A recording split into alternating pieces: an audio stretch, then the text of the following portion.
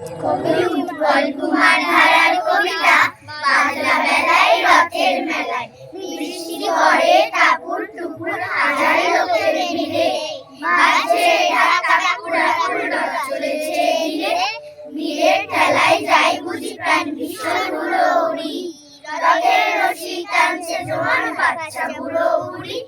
বৃষ্টি ঝড়ে ঝির ঝির ঝির জল ছপ ছপ পথে মেলায় তখন উপচা নবীর জগন্নাথের রথে বৃষ্টি জলে পড়ছে রেশান কদম গাছের পাতা উড়ছে হাওয়ায় রথের নিশান ভিজছে রথের মাথা